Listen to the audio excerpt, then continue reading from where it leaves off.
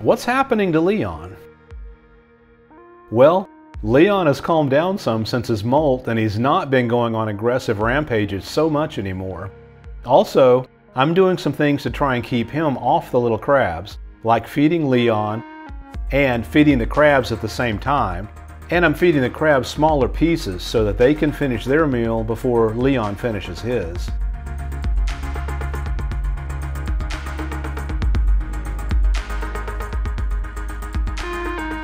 While they're all eating, I can also feed the anemone once in a while too.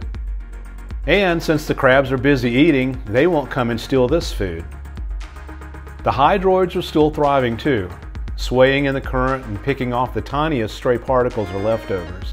I haven't seen very many baby glass shrimp, and these hydroids are probably a part of the reason, along with the filter flow. I still don't know if these hydroids are capable of producing Hydromedusa jellyfish. I keep watching them though. A few algae patches have been popping up too. This is another sign of a healthy ecosystem, and will give Leon, the crabs, and glass shrimp something else to munch on. This new algae growth will probably snuff out some of the hydroids though. We'll see.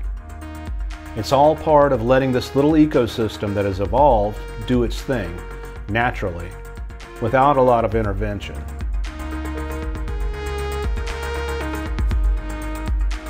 This is an ongoing experiment, so I was obviously really happy to see that Leon made it through his second molt here living with me. And it's been interesting to see how he acted after that molt here.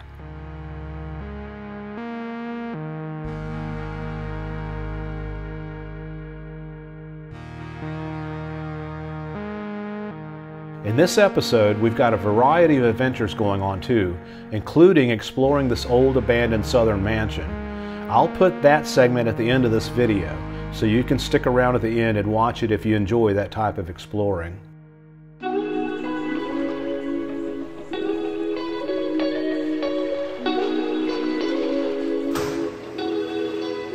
I've decided to move Leon's old 125-gallon aquarium from the Woods house into this house too.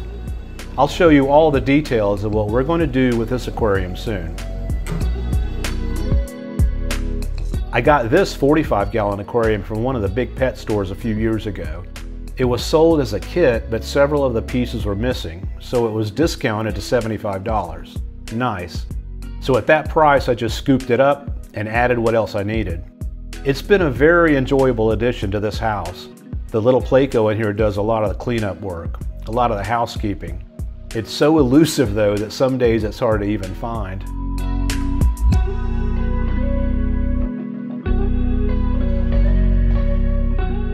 Unfortunately, I haven't seen the two little crabs that were living on the left side of the aquarium for a while now. Not since Leon's molt and his rampage. So I decided to pull the rocks up over here and look around for any sign of them, any shell pieces or anything. Leon has almost completely covered these rocks with his bulldozing.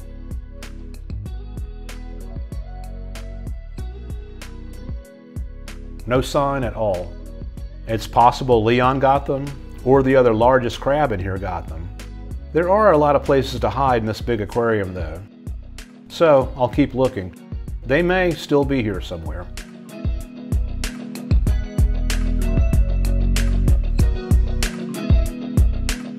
The largest of the little crabs is doing well though, and getting used to being fed with tongs.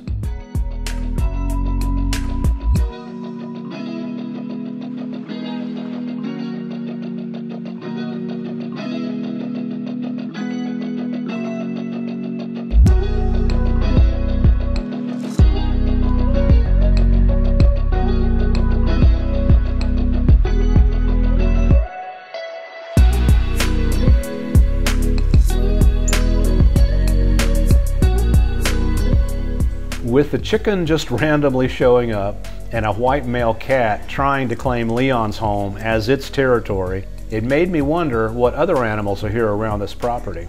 So I set a camera down at the creek behind the house to see what passes by in a day or a night. Watch the fox.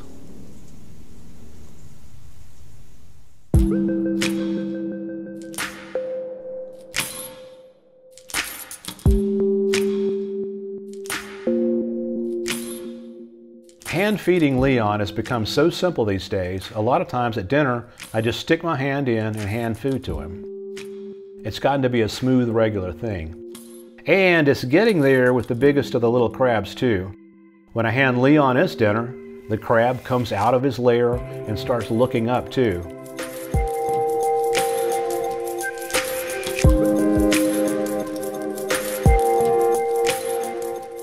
So these days I always feed it too when Leon eats. It always knows when dinner time is. Street smart. Leon's crumbs float all over the aquarium when he's munching down. So the little glass shrimp, the anemone, and the hydroids are all getting plenty of food too.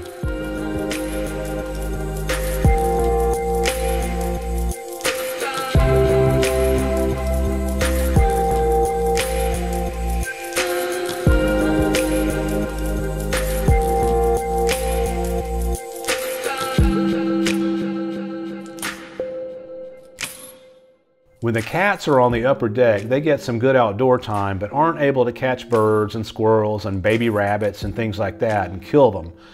But once in a while, the animals come up to them on the deck, like this tree frog.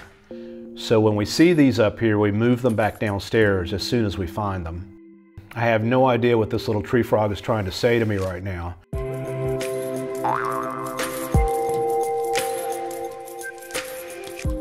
It's much safer down here though.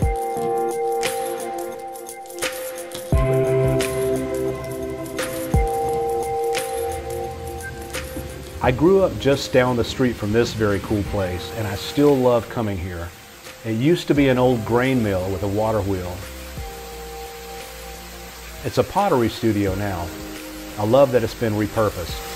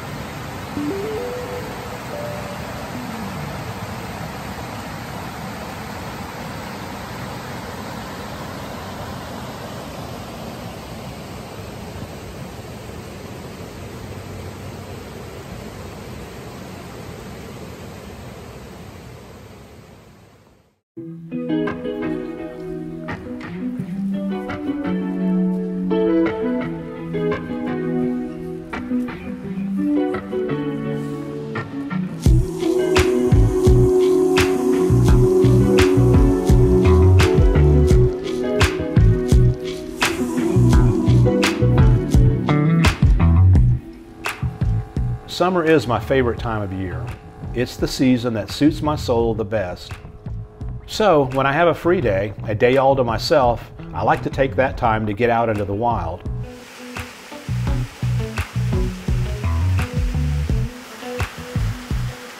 Today I'm exploring Tugelo Reservoir and specifically looking for cool mountain streams and waterfalls that feed into this amazing lake.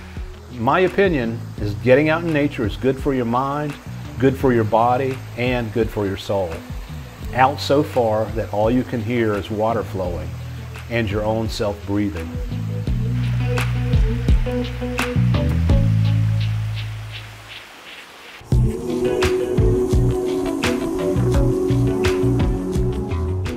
If I was going to cross paths with a Sasquatch and have a conversation with one, it would be out here. Actually, I don't think Sasquatch or Bigfoot exist. Possibly 1,000 years ago, there were a few human-like creatures still roaming the forests in North America. Not today, though, I don't think. What's your opinion? Leon's distant cousins are abundant out here, though.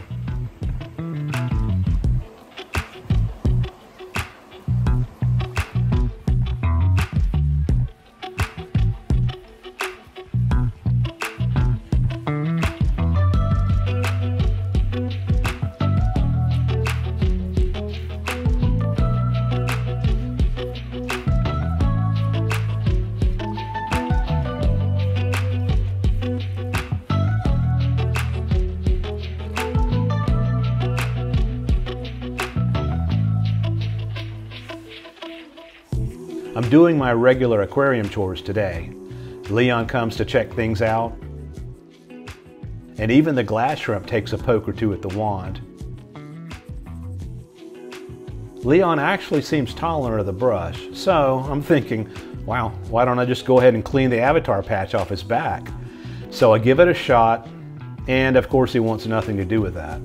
He zips on out, like a kid running from his mom who's trying to fix his hair.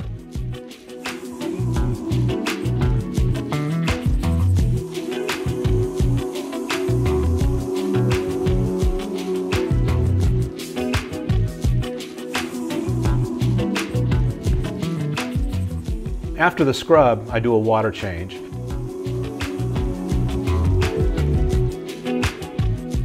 And replace the old water with fresh new RO water and add the correct amount of salt back. After the water change, Leon immediately goes around and checks all his stuff out, his furniture, to be sure I didn't move anything. And the little crab gets a worm for being so patient with all the cleaning and weird brushes and hoses. The chores continue. With 11 cats here, the vacuum stays pretty busy. There's so much fur, it's like you get a free new cat when you empty out the vacuum. Summer brings all kinds of creatures out and together. Right here, I'm wondering who's going to eat who. Roo the cat, a huge beetle, and a tree frog. The tree frog is reluctant to go, but I'm going to take it downstairs and out of the way of the cats. Cats will always tell you what's up. Another one in the house. Maybe I leave the door to the upper deck open too often for the cats. Nah, I don't know. This one gets carefully evicted too. Imagine the total chaos in the house all night with the cats trying to get to this little green toy. They are hidden everywhere this time of year.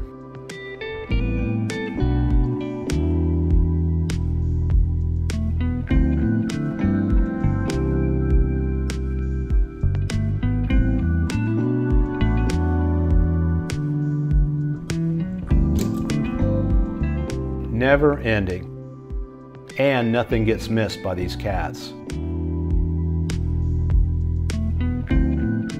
The GFCI kept tripping to the koi pond. Another summer thing around here. Another summer chore.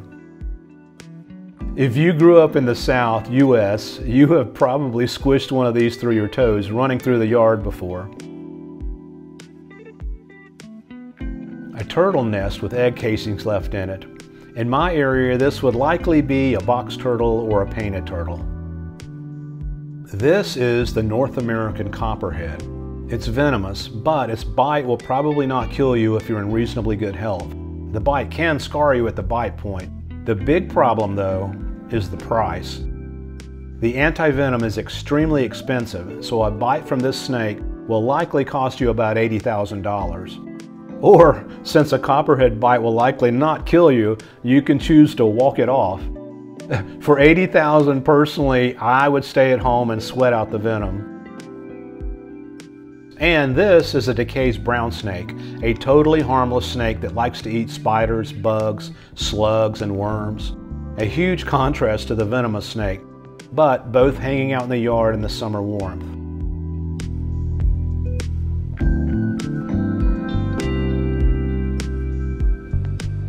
The new koi pond is finally maturing and clearing up, though we're having a heat wave and tons of rain here. This is Bobby the Karate Cat's favorite place to be when the sun goes down.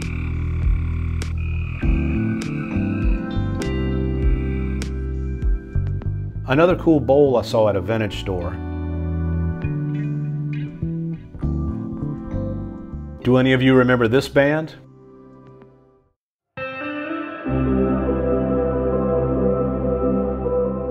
Leon has gotten to where he literally will have food in his mouth, a sandwich in one hand, and he'll still be checking out the other areas of the aquarium for food. But he does it casually lately, not on a rampage. I really think what's happening to Leon is he knows that there is other competition for food in his aquarium these days. He knows the little crab or crabs could possibly get to his food before he does. This me-first, self-preservation instinct is common and present in all forms of life, though, if we think about it. Even when a person's boss or manager at work tries to keep a hard worker's salary low, their goal is to make their own salary higher. Leon wants to make sure he eats first and he eats more. It's deep, sort of, but a simple natural instinct too. I wish I would have kept the entire shell from Leon's first molt here. I only kept the claws. So next year I'm looking forward to comparing the growth of his tail section. His claws are definitely growing well. This anemone is growing some too. I still haven't seen any signs of the two missing crabs, unfortunately. But I did find a new crab, one I'm not familiar with. It is tiny and seems to do a great job staying hidden. Speaking of staying hidden, today was a big day for the little crab and I. It finally ate right from my hand.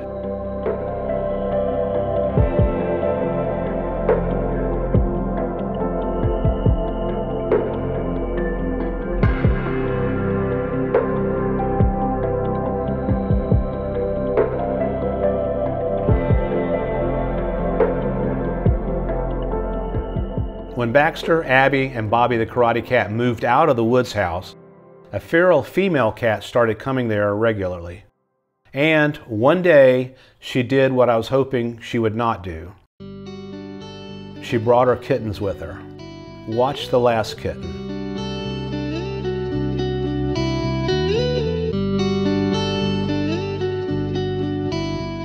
Somehow, I guess she knew Leon's house was the best place to bring them. I'll keep you updated on this new development.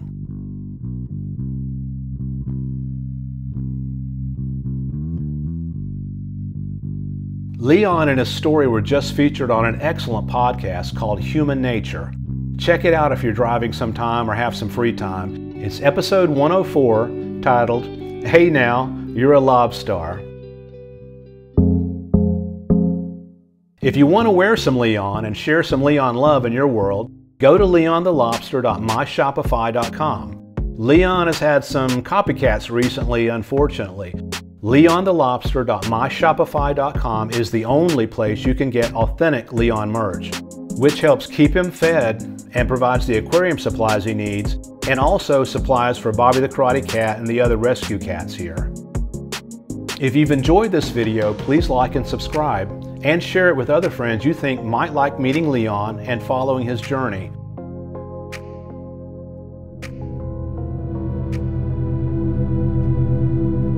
Here is a pretty sad and fascinating tour of the abandoned Sally Abney Rose House in Anderson, South Carolina. It was built in 1948.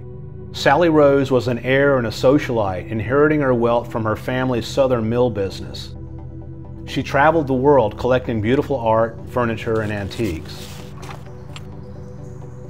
And she brought them back here to display them and enjoy them. Sally died in this house in 2005 at the age of 88. For so many of us, family history and family pride is so important, and for others, it's just not. It's really weird and sad how wealth and quality of life are so relative or so fleeting. This woman obviously lived a wonderful life, but after she was gone, what was beautiful to her doesn't really seem to matter to anyone else. This is an old elevator shaft. That's cool.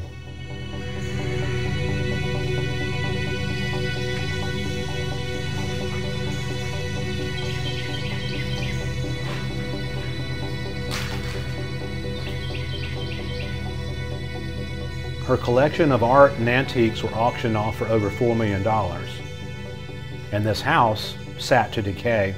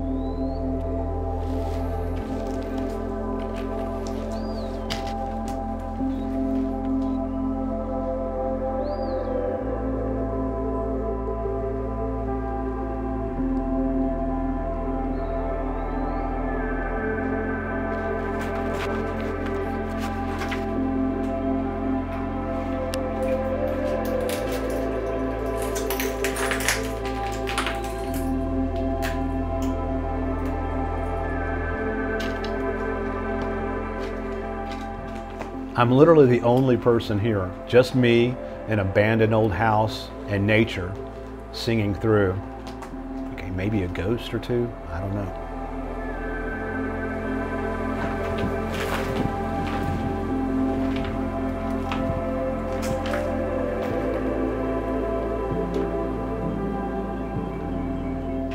Probably dumb, but as I'm walking around here, I'm thinking how much my cats would have loved this place as a home.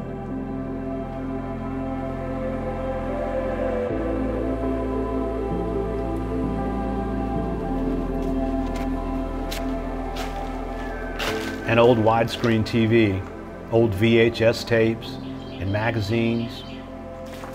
It's weird seeing the things others leave behind.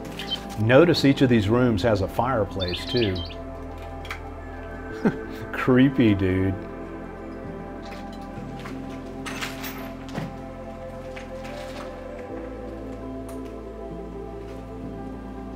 Are we going up here? Of course we are.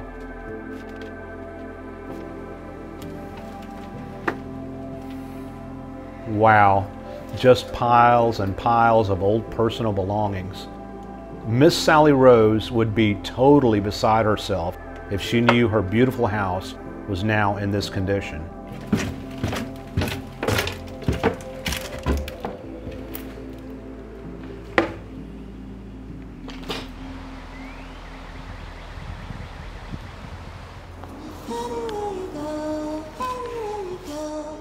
Out back, there's an old pool house and open kitchen for entertaining guests. And also a multi-car garage with a cool 70s style apartment above it.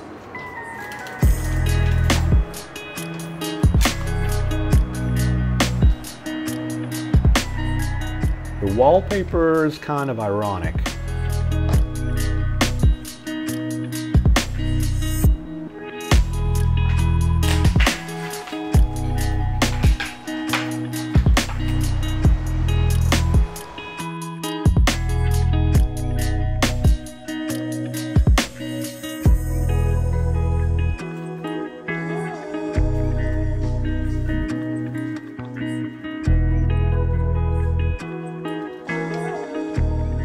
A huge detached room for entertaining guests.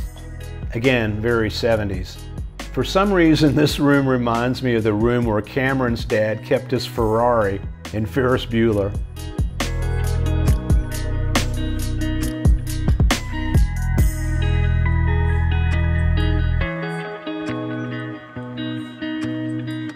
Time to go home.